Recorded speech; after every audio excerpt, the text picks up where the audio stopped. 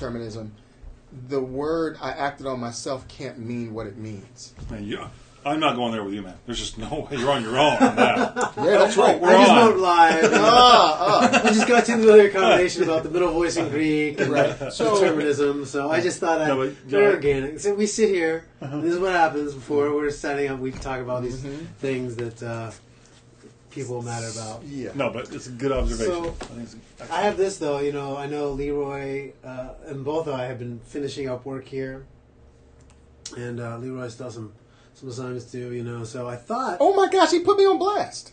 No, it's everyone's lots of people... No one knows that you're late unless he just said so. Oh my gosh! No, I said until assignments due. I didn't say anything about them. No, all I was saying is due. And I was going to... I saw this story about a cry closet. Oh, yeah. You need to go and to the I was closet. thinking we could build one in our library. This student built one, and it's like has a sign on it, cry closet, knock before you enter.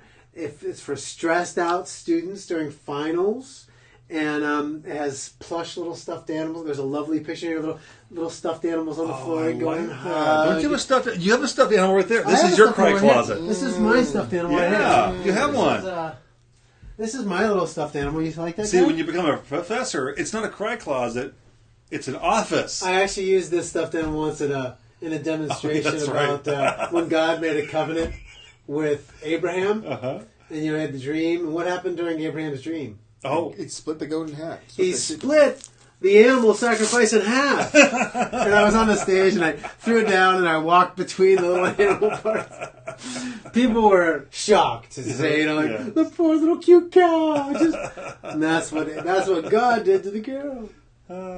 There you go. That's funny. Anyway, that's my whole stuffed animal. Now, I'm pretty sure, now that we're back, though, that I'm pretty sure you guys have some apologies to render to me. Apologies? What? How many times you ran the bus over me when I was gone here. Yeah, oh, my God. I'm sorry it wasn't enough. Wow. We could have clearly done that couldn't more. Find a bigger bus? Darth Vader is back. They have rental restrictions on the size of buses now. Oh, is that right? Yeah, so that was the biggest one we could get. You're a Star Wars fan. You're a Star Wars guy, right? Did you miss us? No, as a matter of fact, I did not. Yeah. You're a Star Wars guy, right? Yes, you did. I like Star Wars and Star Trek. Have you seen the fan movie? Some fan made a movie of Darth Vader versus Batman. I have not seen that. You need to YouTube it. That thing is absolutely... That guy needs to be doing all the movies. Is that right? That guy. It's really good, huh? Oh, it's not only Darth Vader and Batman. I think he did one with Darth Vader and Superman. That guy, whoever that guy is, he needs to make all those movies because that thing was incredible. Nice. It was incredible. Nice. Anyhow, Darth Vader just force choke him. He tried to force choke him, but Batman is like the world's greatest detective, and he just was planning for that. He's planning for the force choke. He knew that was coming. He's a genius. Just genius stuff. Anyway, so since we don't have a cry closet, I guess we'll have to move on to other important things. So, but what was the need for the cry closet? What did they say? I mean, just students are stressed out, that it's difficult during exams, and actually, so they're not blaming any president or person in particular it's just this time. Normal stress. Actually, the interesting part about that one is the student who built this. He's talking about he's doing studies on human emotions and the need for all these other sort of things and cathartic expressions and whatever. And I think actually it'd be interesting if you make an interesting interview with this kid because I think you have culturally, I think there is an inability to deal with reality because of the way naturalism has kind of excluded the reality of God and all these other things. And I think there's no healthy way for people to emote culturally. And so these are these sort of cry closets become the answer. Oh, just go in there for 10 minutes. And, there's Christian meditation historically where, meditate on the Word of God. There's Eastern meditation, which is emptying the mind, which is the opposite. But all these religious movements have some sort of, meditative or cathartic aspect to their faith. Right. But naturalism does not. Because there is no, it's all just pure physiological. So I think in some ways this is now a sort of, we're recognizing this need, but it's just How do we deal with it? How do we deal with it? So maybe there's some. Well, is it? Well, the real question is it given naturalism? Is it even real? Why is it? It isn't. It's just biochemical. It's a biochemical, physical. It's real in the sense that the body's responding that way. Yeah, you're feeling it. You need to alleviate that biochemical. But that's just the biochemical response. It would be an expression. Yeah, we shouldn't ascribe like any yawning. Yeah. We shouldn't ascribe any real meaning to it. Well, there couldn't. Yeah, you're right. There couldn't be. No, it's just that it would keep you from doing your work, and you want to do your work, so you need to. Well, why do you want to do your work? You should have a yawn closet then. Well, it's your personal goal. Right. You set your own values, your own standards, your own goals, and so if that keeps you from your goals, for you it's a bad thing. So for you, you need. Well, what do you mean by bad on that view? Someone's been paying attention. Someone's been reading. Someone's been reading again. See how that thing starts to go. Well, what do you mean by that? What do you mean by that view? Just because I said so. That's what it boils down to. I've had kids, Leroy. I know how to respond to this eventually because I said so. I'll let you know when we're there. Stop asking. See, what's funny is I get to that point right away. I don't even. I start there. All right. I start with it because I said so. But your 2 master's degrees are coming up. We finished your second master's degree and you have your doctorate. Has prepared you for your teenage sons. It's prepared me to say because I said so. That's right. Because that's Dad's rule. If Dad says so. That's it. It works. But that's not fair. Yes, it is. Someday you'll get to do it to your kids, and you'll think, "Oh, that is awesomely fair." I'm glad. Yeah. Until then, I just tell them it wasn't designed to be fair. So anyway, it's like honestly, it's not designed to be fair. It's to make me feel better. It's not. It's back right to the thing. It's not fair. It's like when I got married with my wife and I. One of the things we right up front it was like we didn't get married because to make life fair. We got married because we loved each other. And there's a lot of things that aren't fair. Honestly, there's just a lot of things that aren't fair. It's not fair that I have to watch Hallmark shows. Oof. It's not fair. That's painful. That's right. That is painful. But you do it because you love her. No. I do it because she'll kill me. No, I'm kidding. I'm kidding. We have Margina now. She'll come back, so be careful. But no, I think it's a really important point. That the issue of fairness is so overplayed, in relationships and in life. It's like you didn't get married because it's fair, and you want to be fair. Don't get married because that's unfair to that person. It's very interesting. This is just an aside. I know we're going to get started, but no, that's right. We're already started. I was with the librarian Jennifer Ewing, and she was talking about this word "ezer" or "help me" in Hebrew. So she goes and grabs this book, and she's talking about how the writer of the book he's done a commentary on the first 5 books of the Bible. He said that this word "ezer," the word "help," with respect to the wife, is too weak. He said it's like a military term, more like a second, like in battle. So immediately my mind started to go to, the medieval, times where you have the knight and he's got his squire. It's a little bit of a different relationship because the squire doesn't really fight. He just bears the knight's armor and cleans it, But in the Greek times, like in ancient Greek times, a second actually went out to do battle for you. So I'm thinking of one of the great Greek stories, Greek mythology, is Achilles and Patroclus. And how Patroclus was not only Achilles' armor bearer, but Patroclus was a pretty bad man himself. He'd go out and fight battles that Achilles didn't want to go fight. He'd go out and rout people. And isn't that interesting that that's the term, like a second, that Greek grammarian, I should say the Hebrew grammarian is using instead for wife. Not as if the wife is, something lesser, but actually the one who helps you fight your battles. Just saying. Well, there you go. That's much better than the one who cleans your armor. I think you were in dangerous ground with that one. But then you brought it back, so I'm glad you. Yeah, I'm glad you covered with that. I was kind of moving away from that. I wasn't sure where you were going with that. And Mr. Levy says it can also mean complete, completer. Completed? No, completer. The missing piece. The missing piece. Like a puzzle.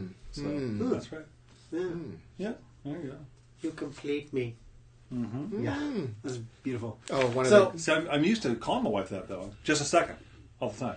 I'll be with you in just a second. Christy, let me pray for you. Bring a Star Wars because like that. The Star Wars reference. The Picard number 2. Yes, that's right. All right, number 2. Number one. Number one. Oh, that's right. Number one. Whatever it is. Yeah, who was the best Star Trek captain? Do you think? No, it has to be Kirk. Everyone think it was after that Kirk? is a bunch of pansies. I like Picard. Picard was a little too he was cerebral, but I like Right. Picard though. Kirk would beat the crap out of him. Can I say that? I can say that. No, Well, but Kirk, I mean, he was a bit of a, I don't know, not a drama, but he was a drama queen. just too over. No, Picard actually, he epitomized, keep it calm, go on, think through it, and You can't have that kind of a British accent and be a serious captain, like a tough captain. Hello there. I'd like to say that I'm very pleased you're here. It's like, I will do damage to you. I will bend to you about their face and arm. It's like, it's what not are you gonna Python do? Python. It's not like, good. it's just like, he just can't take it seriously. No, I liked him way better than Kirk though. I like. I shall bludgeon you. So Look out. not Janeway. Janeway was, she was. Yeah. So. Who was the other gentleman? The black guy. What's his name? Oh, on Deep Space Nine. Deep Space Nine. I don't remember his name, but I He was watched pretty the good, episode. too. He was actually He all right. was. And he was a dad. He was a dad too. And he was a dad. Yeah, he was a guard. All right, let's go on to something better. All right, Star Wars, Star Trek, right? Yeah, Star Wars. no. Star Wars. So Lord of speaking the of inability to deal with, difficulties or how we do that, the cry closet stuff. Right. I came across this, and it's equip.org. It's a republished from one of their journal articles, Christian Research Journal. And the title of this is The New Dark Ages, How Electronic Media Are Pulling Us Back to Barbarism. Okay. So, it's in. Let me read a couple sections out of this. I just want to get your sort of organic thoughts on the premise of this and where this goes. Because I think there's some parts in here that are, I wouldn't necessarily, lay at the feet of electronic media in the sense that I don't think the author's blaming media for it, but, they're pulling us back to it. But I think there's broader worldview, philosophical issues that are allowing media to do that, and that's maybe where we can get into that they don't get into. But he says this. Here's the summary. He says, after the barbarian invasion, the analytical elements once embodied in Roman culture faded from the scene. Literacy, education, and civility vanished with superstition swelled. Medieval villages became little more than floating islands of ignorance in Europe's dark forests. Books were rare, vocabularies were limited, and violence ruled the day. The Roman Catholic Church restricted reading and writing as a means of controlling a large and diverse population. Adults and children shared in the same coarse activities so that nothing was hidden from their little ears and eyes. People saw fairies and goblins in the flickering lights of marsh grass, and fireflies were said to be the souls of unbaptized infants. The great irony of our age is that for all our technological prowess, American culture is becoming to resemble medieval Europe. What do you think about that premise? I think there's a lot to it. I think it's accurate. I mean, I hang out with Ward Crocker, and I can tell. Oh wait, Ward. Well, here's one of the specific points he makes. He says this. He says, how had Rome got into this situation? For over 600 years, no foreign enemy had set foot inside the empire's capital, but on July 24th, AD 410, 40,000 Goths, allied with Huns and newly freed Roman slaves, entered the city. A cruel slaughter of the Romans ensued. In the years to come, German tribes from the north would descend upon the rotting carcass of Rome, I think he's referring to. The Goths, the Huns, the Franks, the Lombards, the Anglos, the Saxons, and others staked out their territories, further splitting and splintering the empire well into the 20th century.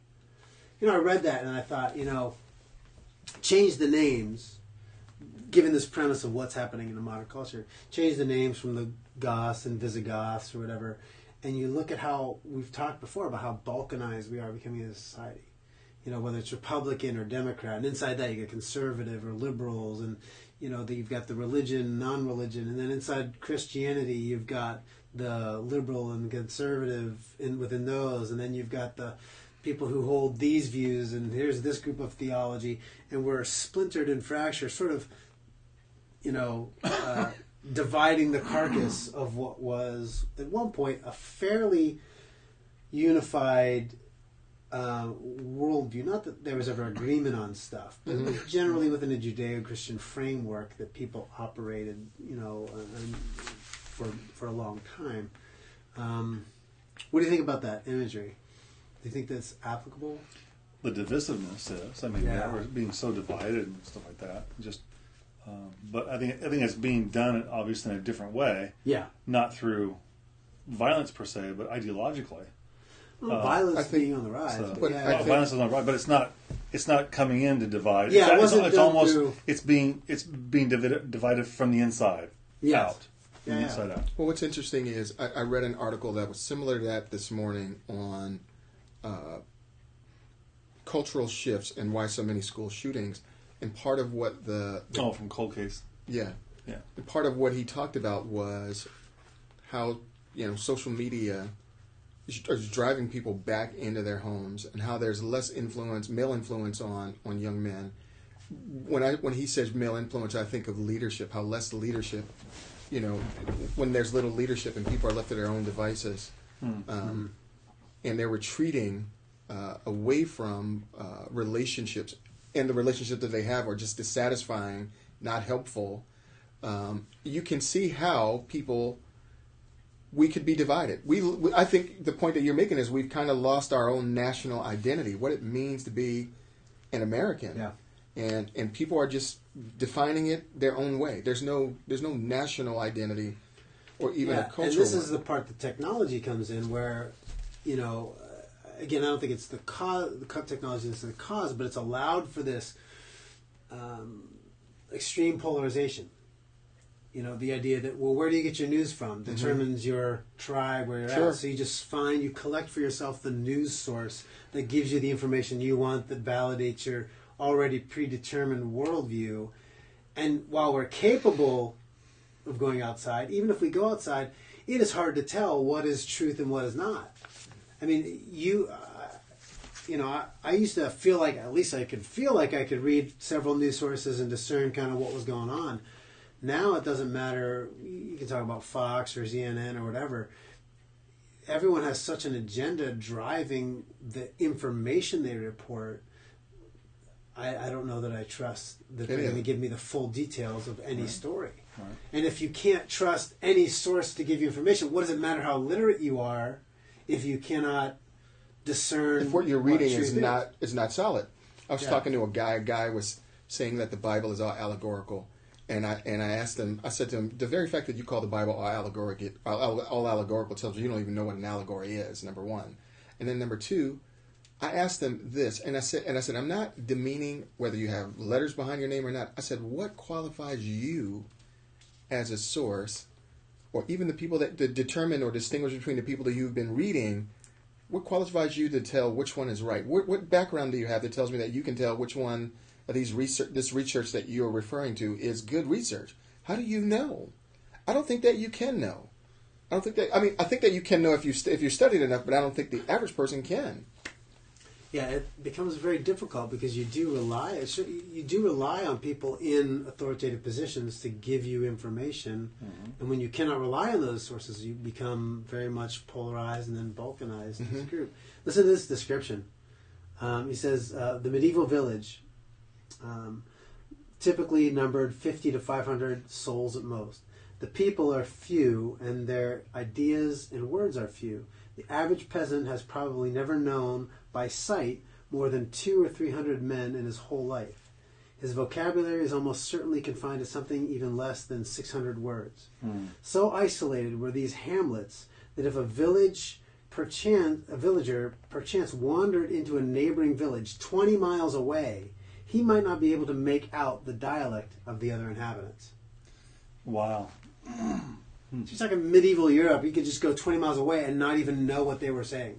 You're all speaking English or, Germanic, some sort of Germanic tongue. I mean, it's like even in they have China today, there's thousands of dialects. You have Mandarin and Cantonese, but there's thousands of derivations. That they can't actually communicate with one another. I saw a little bit of that in Africa on a linguistic survey trip to see how close the languages were for Bible translation purposes. Yeah. And there was some crossover, but out in the boondocks, it was hard for them, going that far away. Yeah. 50 miles away, if they didn't speak one of the main languages. That's true. That's true. But think about that description. Have you read any papers or books or Facebook posts, and you read it and you're like, you're saying words, but I don't understand anything you're saying. Have you guys had that experience? Like, I feel like I have. I've read stuff and I'm like, dude, you're speaking a whole other language. Mm-hmm. I mean, they're English words, right? But the meanings you have for those usually it's just quite different. A few times they're incoherent, and just wonder. Yeah, I've seen a few incoherent things, but I don't know that I would attribute it to something like this. No, it's different source. No, but you're saying that yeah. people are using phrases in a way that's foreign to how you use them in general. Yeah, we've lost a common frame. Because we've lost a common framework for communications, we use words so idiosyncratically between our tribes that we're connected with, that the ability to communicate is very challenging. So, when somebody says racist or prejudiced, well, first of all, what's your political background? And then, you even ask somebody, define what that means. Most people can't tell you. They just know that it means the word you're supposed to say when somebody says this other thing. I was listening. You know what I'm saying? Right. And that's what I'm looking at here. Is when I'm seeing this is like, yes, these tribes. There was a linguistic issue there. Right. For us, it's a different context because we're not isolated like they are. But we've isolated ourselves. I saw a little thing on that where this guy went to a campus and everyone was opposing assault weapons, and he asked them what an assault weapon was. Yeah. Okay, and they were all like, Exactly. but it's similar, not the same level you're talking about. Similar thing where they use these words and have no idea what they mean. Mm-hmm. Yeah, that's what I'm driving at. I watched assault. What's an assault? Well, it's literally had no idea. Well, it's something to assault people with. Oh, so fists. They were limited at that time geographically by how far they could walk in a day and all those needs. We don't have that limitation, but we've imposed our own cultural, psychological limitations. Do you think part of that's just giving up on realizing from the postmodern view of we can't know everything? Postmodernism, we can't verify things, so it's just everyone has their own equal viewpoint. So I don't really need to study.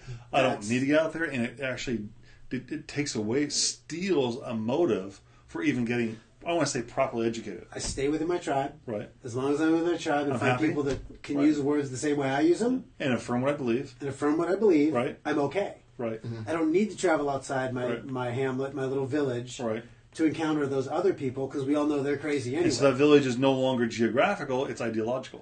Right. That's exactly right. That's what I'm kind of pulling out of this as I was reading. That's what and you can unfriend people who don't agree. Yeah. Right. I was watching a mayor, this mayor and the city councilwoman go back and forth. The mayor was talking about white privilege. City councilwoman is like, she's another lady. She's like, what are you talking about? I mean, what do you mean by white privilege? I grew up, here, here, and here. I didn't have any privilege. They go back and forth. The mayor wants this woman to acknowledge white privilege, and this woman is fighting this mayor to say, no, I don't acknowledge it. And they're two white women. Yeah. Well, what was amazing to me was the mayor started crying.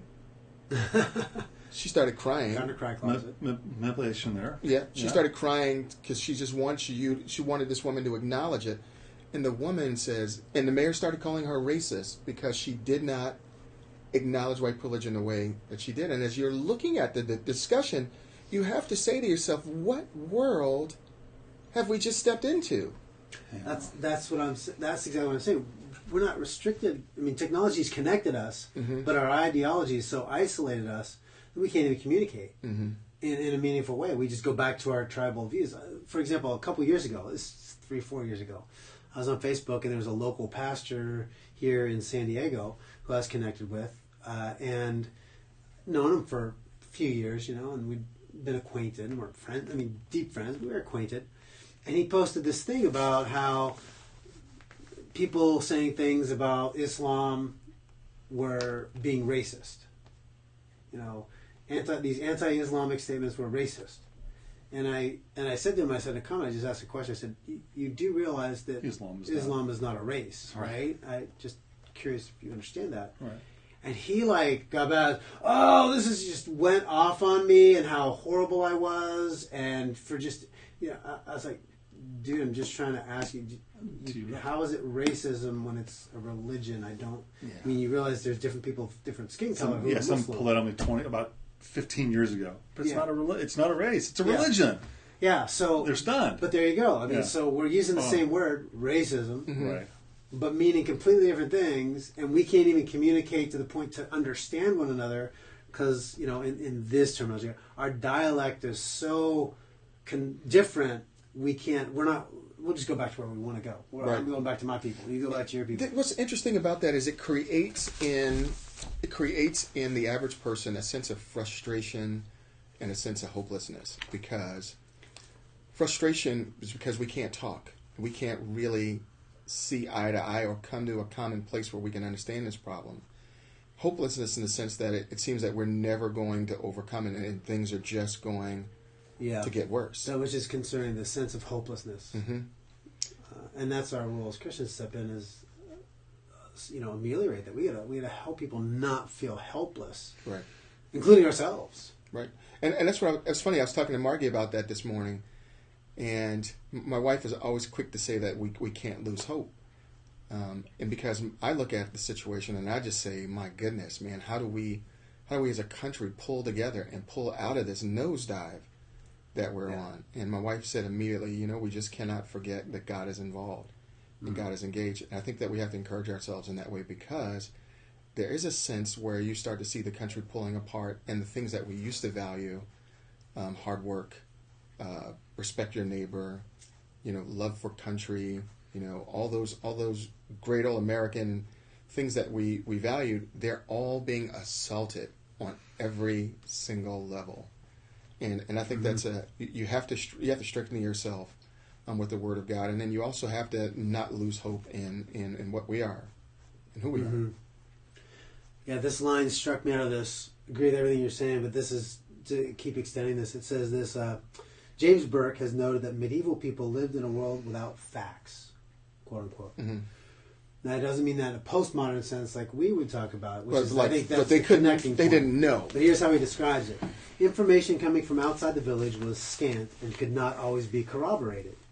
Records were rarely kept. Because there were few calendars and clocks, few people could mark the passage of time with precision. In an island world such as this, in which information could not be cross-referenced or confirmed, there could not exist a sense of history, geography, or science.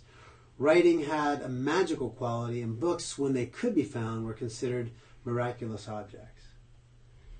And think about that, and then translate that into our world, where we're at, in the sense of, especially that idea of a world without facts. For them, it was because of lack of writing and the lack of education and all the circumstances were there. For us, it's the postmodern, naturalistic worldview that says you define your own truth, you define your own reality, and there are no facts. There's just my feelings, my viewpoint. Yeah, and feeling. Until it's inconvenient to our worldview, then there are facts that we can't. But feeling is very important, because that's where our society is moving now. Is you have to acknowledge people's feelings. Yeah, the feelings become more important than facts. That's why that person can react to the fact that Islam is not a race; it's a religion, and he can explode and use that as ammunition to manipulate a my response. anger trumps your fact. Exactly. This guy that wrote the book, The Vanishing Word. You guys remember? You know that book? His last name is Hunt. He talked about exactly what you're talking about, and he talked about how stole it from me. Yes, he did. Totally. He did. Even though I wrote the book before I said it, he still stole it.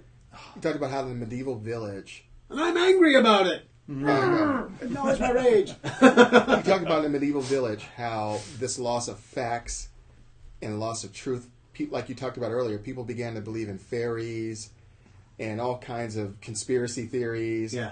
And because they had no worldview that could distinguish between truth and error. And that's where we're headed.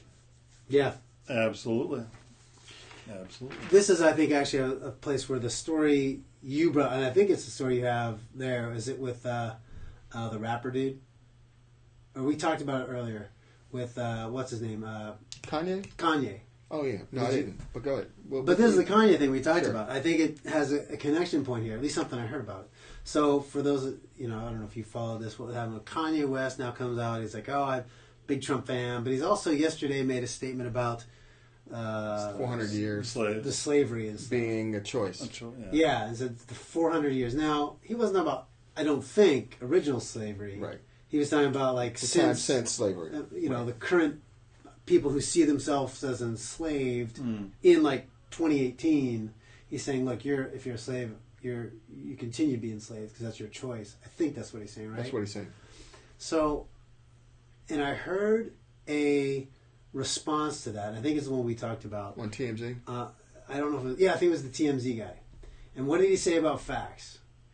He said, those are your facts because you're a billionaire and you live in your world. Yeah. And you can afford to have your facts. This is my reality or something like that. Yeah, you can't, just because that's your experience doesn't change the facts of history and the truth that all of us, other people, acknowledge and see as true. So what he was essentially saying to him was like, yeah, you have your feelings about it, but that's because it's shaped by your experience. All the rest of us have a sense of experience, and collectively that is a fact. A greater fact. More important because there's more of us. But we have our feelings about that, so which feelings trump? Feelings. Then you get to buy who has the more. Whoa, more. You get to pure whoa, numbers, pure feelings. democracy. Exactly. Yeah, exactly. Well, that's what I found so fascinating. It was on one hand, the culture saying, look, it's only by feelings that you can, it's your experience. We have to validate your thing. Right. If you feel like you're a man trapped in a woman's body, we're going to validate that. And you're a hero for coming out and whatever saying gender it. you say you are, your feelings determine truth, determine ontology, right. determine being. And so therefore we all have to accept that. Even if there's 99% of people who say, well, that's not my experience. Right. Well, it doesn't matter. There's still the one that's You're counting. bigoted if you say that, but you're a hero if you go. But in this case, when you have a guy who's, and I'm no fan of Kanye. I mean, I don't know too much about him over the years. I think he's a little bit of a loose cannon in many things, and I doubt we share a common worldview in many things. He claims to be Christian. Yeah, and maybe he is. I just don't know enough to be critical or affirming of that. But there's plenty there to be critical of. Yeah.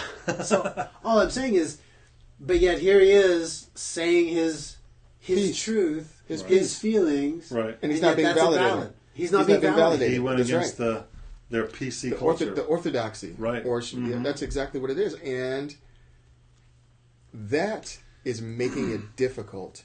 I think Jordan Peterson said it best when the lady asked him, well, how is it that you get to say these things when you're hurting these people's feelings? And he says, well, I have to think. And your ideas, you wanting to invalidate my ideas, I think is what he'd be getting at. And to try to tell me what I can and cannot say is stopping me from being able to think freely. And I think that's what Kanye West is saying. You guys have your feelings about these issues, and some of them may be valid or not, I don't know, he's saying. But your feelings cannot stop me from thinking about these things differently. Or feeling about them. And that's kind of how it's phrased in that TMZ response. Right. Is like, your freedom to think doesn't invalidate these common set of facts that the rest of us acknowledge. Right. So he didn't acknowledge it as his experience. He invalidated that because, you're just rich, you're out of touch with the rest of us, you don't live like the rest of us. Therefore, we invalidate. As if Kanye West was a billionaire his whole life now. Yeah. So he wasn't. It's. I'm not a Kanye fan. I'm just saying. And I was telling a friend of mine today. People are being schooled. They're reading certain individuals and how to think about some of these issues. So when they get a chance to talk about these issues, they all, in my opinion, they all sound the same. They're all intoning the same issues. They're all circling the same issues, and it's not because it's truth. It's because they've been indoctrinated into a position. And all Kanye West, whether you agree with him or not, is saying, I choose not to be in that same position as you. And I think the guy is free to say that. I think you may not like what he says, but he's free to say that. And they'll acknowledge, you're free to say it, but it's still wrong. From there, but they're determining absolutely it's wrong, even though there is no absolute right or wrong in the culture. Right. It's just wild. There's another aspect to that, because it brought in that little Kanye thing, but they talk about in medieval Europe the people living these shared lives. There's no boundaries within this experience. Yeah, and that's paralleled sort of to the everybody sleeps. Culture. Put it this way: everybody sleeps in the same bed in the medieval times. Yeah, everybody, even the visitor from out of town, Oh, That's what they really? say right here. Sleeps in the same bed. That's Oh, what. really? I'll read this little part of it because Yeah. since you brought, I wasn't going to read this whole part of it, but I will because you brought. Okay, so the close quarter people lived in did not help matters. The typical peasant house consisted of a single room where in the center lay a gigantic bedstead piled with hay, high with straw pallets, and rats, all seething with vermin. Everyone slept there regardless of age or gender. Grandparents, parents, children, grandchildren, hens, and pigs. And if a couple chose to enjoy intimacy, the others were aware of it every moment. Which, by the way, I experienced that my freshman year of college with a roommate who was experiencing intimate relations with his girlfriend in the bed next to me, and I woke up one Saturday morning, awkward. Anyway, No kidding. it wasn't medieval Europe, but it was certainly a different experience. Did you tell him that? Did you tell him that? Cover, I'm like, is it not medieval Europe? yeah, but no, you're under the cover thinking, what's protocol for this situation? Did you Google protocol? Yeah, Oh my I said I'm gosh. under the bed. I don't think we had Google then, but that's all right. Anyway, so he said strangers were invited to share the bed too. If a husband happened to be away, perhaps on a pilgrimage, and returned to find his wife with child, the common way to deal with it was to say that the wife, while sleeping, she had been impregnated by an incubus. A ghost. That's the same story that Hunt quotes. Hunt is quoting the same point. Yeah, an excuse theologians of the day readily confirmed. But here's the sort of nugget of this. Children and adults lived lives together. Historian J.H. Plum says, the coarse village festivals depicted by Bruegel, showing men and women besotted with drink, groping for each other with unbridled lust, have children eating and drinking with the adults. Mm-hmm. The practice of adults playing with children's genitals was a widespread tradition, according to the Philip Aries. Everything was permitted in children's presence, coarse language, scabrous actions and situations. They had heard everything and seen everything. Now, if that doesn't describe the digital age, right, and that layering into that coursing effect of society and where it's going is fascinating to me. I've never read that. Bold description of medieval Europe. That is from. I'm sure they're quoting the same source, but that thing that you just read is from that book, The Vanishing Word. Oh, he quotes those guys. I mean, these are journal. I don't know. Interesting that the remedy for in the book, The Vanishing Word, was not digital. Yes, and it was not, a change of behavior in a sense. It was to go back to God's Word. Before we jump there, I want to go there, but there's one other thing to illustrate that, because there's another story that came out today. I forgot to pull it off the printer. So, have you guys heard about the NBA? In a lot of these finals and just the fights that people are getting into. Like even the other day, one of the rapper dudes was on the side and yelling at one of the players, and then we were watching one game the other night. Westbrook walking off after they lost, and a fan had his phone up, and he just smacked that phone out of his hand. He's like, "Get that phone out of my face," Wow. And he was yelling at him, and they were going back and forth, fans and players and stuff. And so this article is saying that there's an increase in this sort of vitriol and fans and everything. Now, guess what they attributed in this article? This is a USA Today article. Guess what they said the source of the problem was? Why it's increasing sort of, It's got to be race. No. Oh, it's politics. Politics. Yeah, because politicians are our leaders, and we see them with this. Oh, Donald Trump. It had to be Donald Well, Trump. yeah, it had to be Donald. It had to come to Donald. Donald Trump is the cause of everything. Yeah. I was waiting for that. I didn't read his name in an article, but What's brown and furry and crawls up trees? Donald Trump. Yeah, exactly. I was it was sort of unstated, but I was waiting for that shoe to drop. You really like that. Yeah, well, but it's true though. I mean, remember how we used to say, "What's brown and furry?" Jesus. Yeah, the Sunday school names and everything. Jesus, brown and furry. Now it's Donald Trump. Oh, the sun is falling out of Donald Trump. Right. Yeah, they attribute it back to politics because in a sort of our neo-Marxist world, politics is politics is the sum of all things. Mm-hmm. Everything is political. That dialectic materialism, that worldview, it's all politics is the answer. Politics is the cause. Politics is the solution. So it made sense. This USA Today article saying this increasing sort of.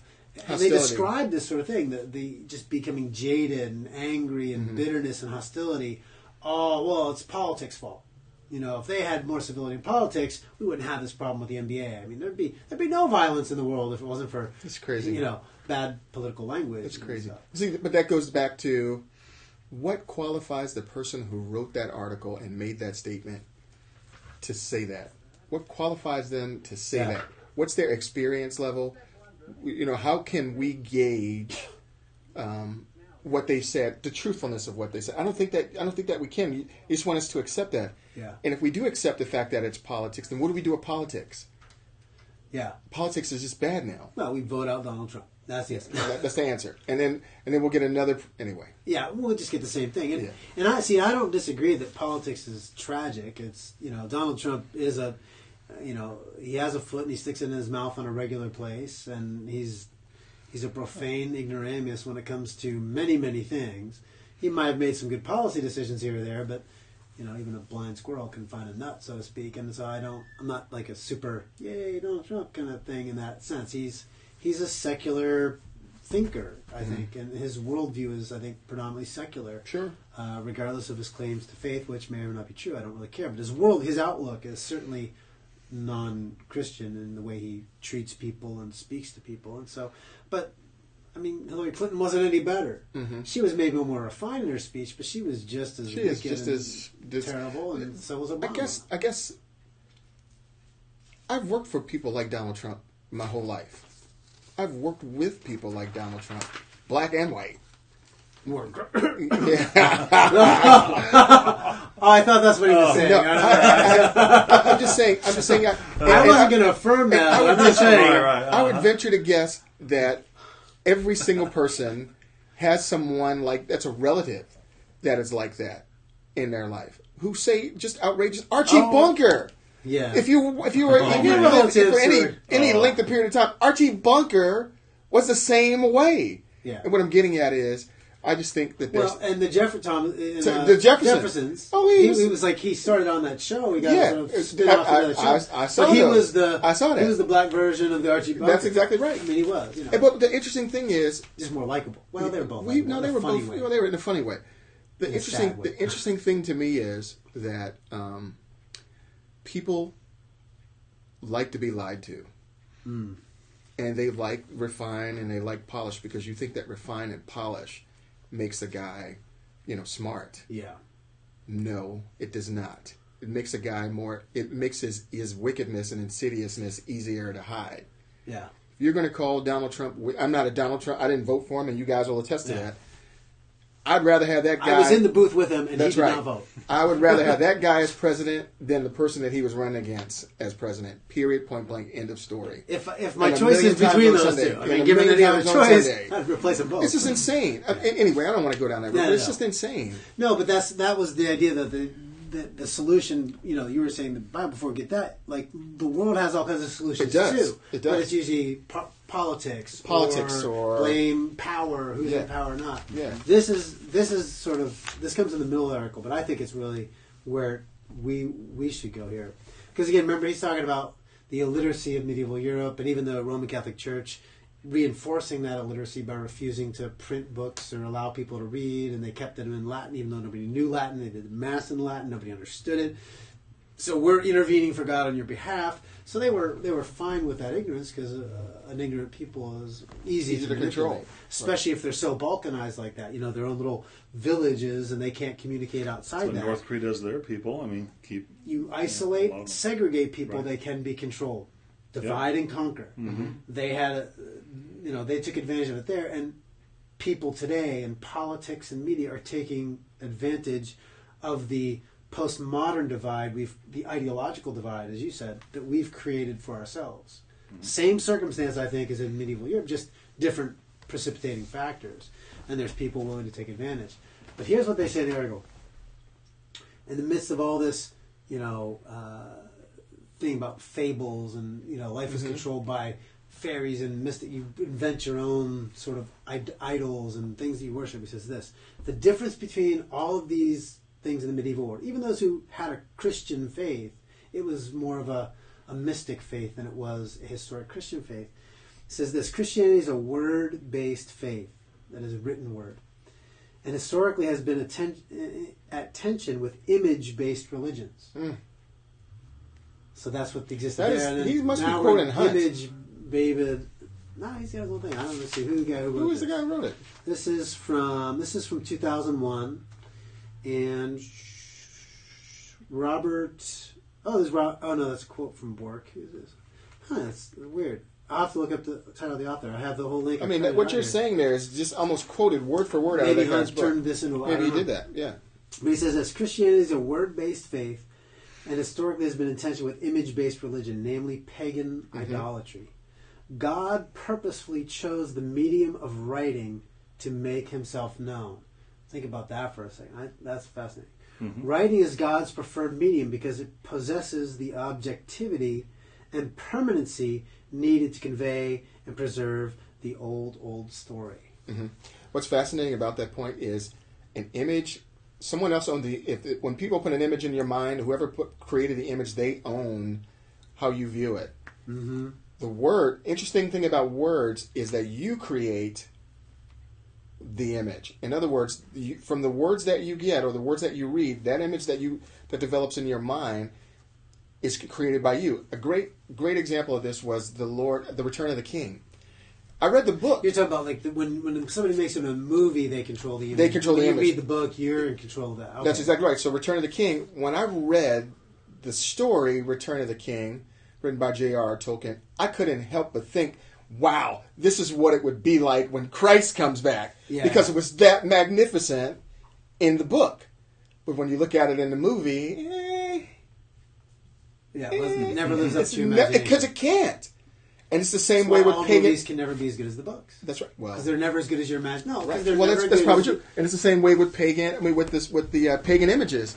The pagan images, they create for you an image that you refer back to. You keep referring to that image. That image that they've created becomes a referent. Whereas the words themselves, they are deeper, they're richer, and you're creating that image, and you keep referring back to the word, and the image that word creates goes deeper and deeper. That's why the meme-based society, like you find somebody they tweet out or share on Facebook our memes.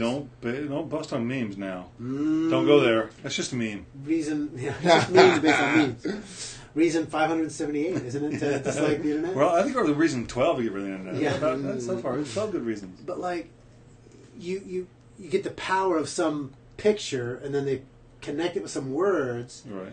That picture could be taken, ripped out of context. It doesn't totally matter, but it creates this powerful image that controls your thought at that point. And you don't even bother to check. Right. Is that quote true? Is that picture image taken out of context? Sure. It just creates that powerful thing. Right. And then I thought about that's there where we are with postmodernism, because what postmodernism is, as you guys know, postmodernism is essentially saying words. It's a linguistic move. It's a linguistic philosophy. It says words have no inherent meaning. That's right. Words are not containers of meaning that's transferable. You assign the meaning to the words. So that's why you get the University of Washington rewriting in their writing center. Well, we've got to not have one way of writing papers. There's not one right way. There's not one right way to do grammar. Matter of fact, the way we do grammar is sort of the whiteness-based, European-based culture that's used to oppress the non-white people. You can't have our grammar, because you're always, that was their viewpoint, why they rewrote, allow people to have their own grammar structures, their own words, their own meanings on those things. So words become images, not bears of meaning. Not bear to meaning. And what's interesting about that is, I think his name is James Nix. He wrote the book you can read that up there. Mathematics is God silent. The prophetic word made more sure. Keep going. That's right. Mathematics is God silent. And he traces throughout cultures, the concept of infinity and the concept of zero. And how cultures that did not have a concept of zero in their mathematics ultimately faded over time. Because essential pieces of reality were missing. We talked about this early. Essential ways of being able to conceptualize ideas were missing within those cultures. And he talked about even going forward how ultimately when the mathematicians thought that they had conquered the world and that they were going to unify all knowledge, this guy named Cantor came up with infinite set theory.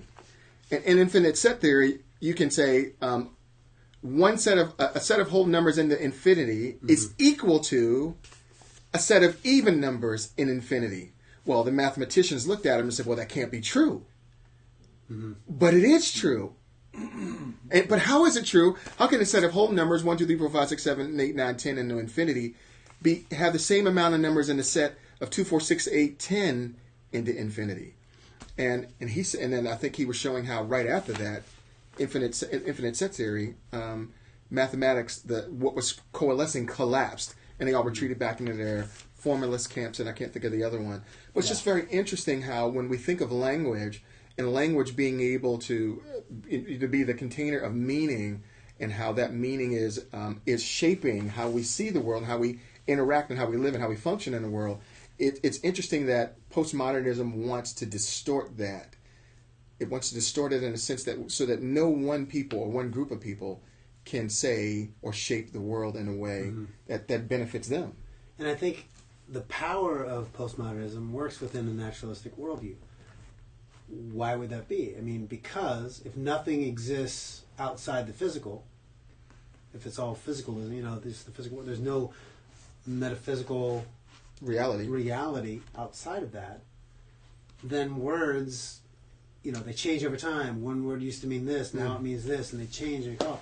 But the Bible says, well, John, in the beginning was the Word was with God, and as we have on our Facebook there, he was the prophetic Word made sure. The Word was God, with God, is God. And so the grounding for knowing the Scripture gives us a established meaning. And being, and it doesn't go into this in this article, I think it's where it falls short. It's not just that we are a word-based, written-based religion, which we are, that sets us apart from the mythical religions. But that word-based religion is rooted in a metaphysical reality who is God, who was made flesh, and so we can know that He is the Word and has given us this Word, and it therefore has stability transculturally because it's rooted in a God who exists outside, who is over and above everything. Yes, the ultimate one through which we reflect to, the ultimate one who gives us the messages, so to speak, and who frames the world. And if you remove the one who frames the world out of the way, which was done in the past, so get rid of God, then all bets are off. Then you're left with naturalism. And ultimately, and then naturalism leads to postmodernism. But ultimately, you lose. Ultimately, you lose yourself. And this thought popped in my mind as you were talking. This is the number one reason why when people keep telling you that they want to have a conversation and they don't want to arrive at truth when it comes to Scripture. Ultimately, what they're doing is they're denying the God who is over Scripture, because they just want to talk about it, but they don't want to deal with the truth of Scripture. And if we're really people, people who claim that there's a God who exists in heaven, then we don't need to just have conversations about the Word. Of course, we can talk about it, but there's a truth that we need to reflect on and live by and be changed by and orient our lives around. And I think that those folks who are in the postmodern camp don't want that anymore. They don't want that, apodictic, law, so to speak, something that is solid and sure. They want more casuistic law. They want more case law. They want to be able to adjudicate the law. And I think that's just, stuff that... He's using big words today. That's right, man. I mean... He's pulling them out. I went to this college. I'm going to bring my dictionary next time. There you go. I've been educated here, so I mean, wow. I don't know about you people. Yeah.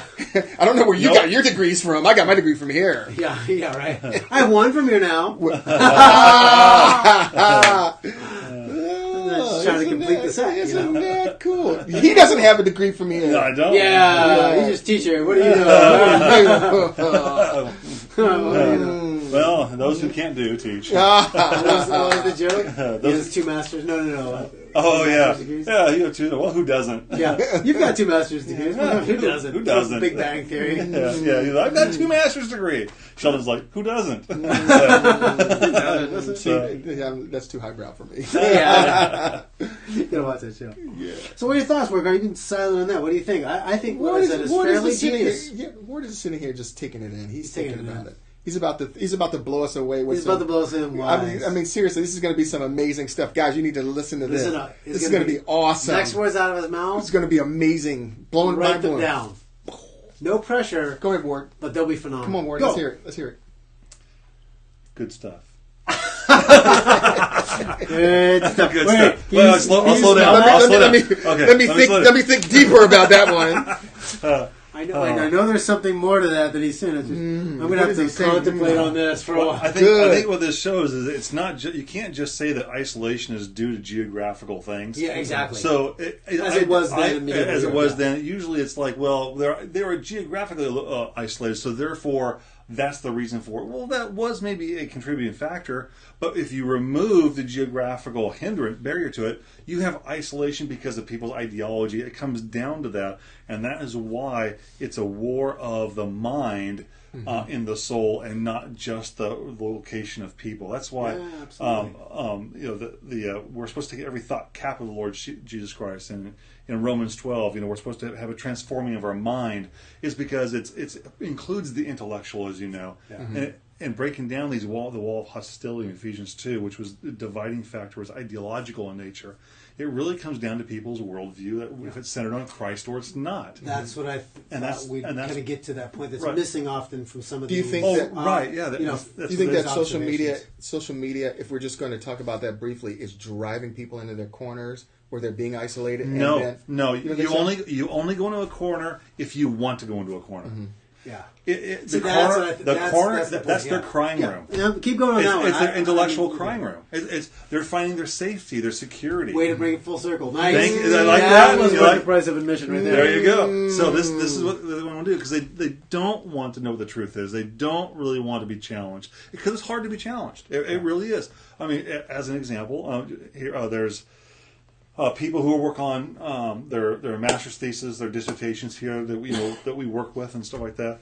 And some of them, you can tell that a student who wants to learn, because when you correct them or you say, hey, look, you need to look at this, you need to consider this aspect of what you're saying, it may not be as accurate as what you want. When that student goes to defend, and they're supposed to defend to a point, but when you show them wrong and they get offended, personally offended over it, it's like, I'm here as your friend. They don't realize I'm being a friend. Pushing. I just disagree with that. I think you're wrong. Well, no, you got the point is, I'm giving there's more substantial. Than that. And we've had a few students who've taken that route, and they have not succeeded.